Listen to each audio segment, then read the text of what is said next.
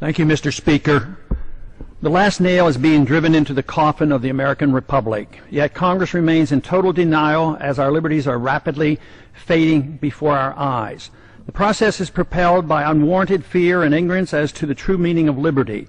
It is driven by economic myths, fallacies, and irrational good intentions.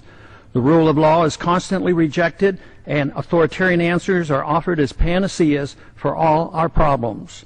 Runaway welfareism is used to benefit the rich at the expense of the middle class.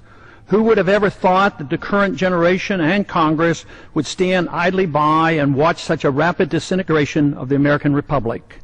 Characteristic of this epic event is the casual acceptance by the people and the political leaders of the unitary presidency, which is equivalent to granting dictatorial powers to the president. Our presidents can now, on their own, order assassinations, including American citizens, operate secret military tribunals, engage in torture, enforce indefinite imprisonments without due process, order searches and seizures without proper warrants, gutting the Fourth Amendment, ignore the 60-day rule for reporting to the Congress the nature of any military operation as required by the War Power Resolution, continue the Patriot Act abuses without oversight, wage war at will, treat all Americans as suspected terrorists at airports with TSA groping and nude X-raying. And the Federal Reserve accommodates by counterfeiting the funds needed and not paid for by taxation and borrowing, permitting runaway spending, endless debt, and special interest bailouts. And all of this is not enough. The abuses and usurpations of the war power are soon to be codified in the National Defense Authorization Act, now rapidly moving its way through Congress. Instead of repealing the 2001 authorization for the use of military force, as we should, now that bin Laden is dead and gone, Congress is planning to massively increase the war power of the president. Though an opportunity presents itself to end the wars in Iraq, Afghanistan, and Pakistan, Congress, with bipartisan support, obsesses on how to expand the unconstitutional war power of the president he already holds. The current proposal would allow a president to pursue war anytime, any place, for any reason, without congressional approval. Many believe this would even permit military activity against American suspects here at home. The proposed authority does not reference the 9/11 attacks. It would be expanded to include the Taliban and associated forces, a dangerously vague and expansive definition of our potential enemies.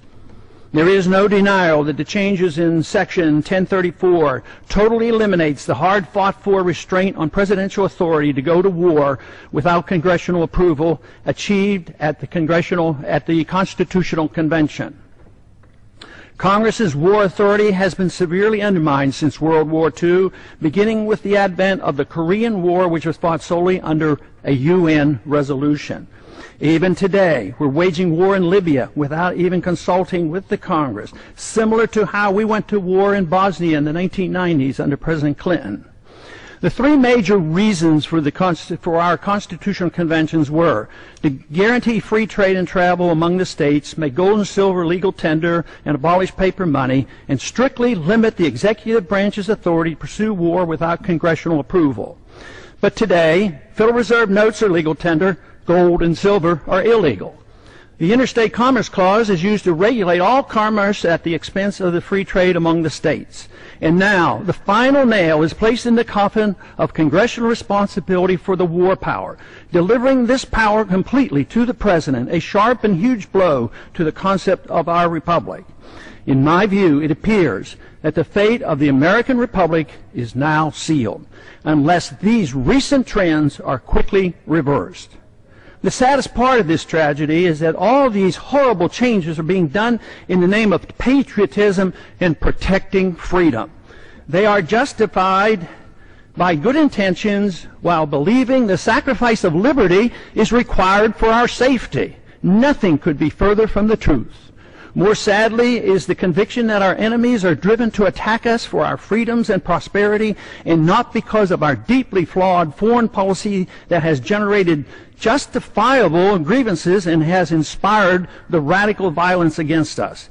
Without this understanding, our endless, unnamed, and undeclared wars will continue, and our wonderful experiment with liberty will end. And I yield back the balance of my time.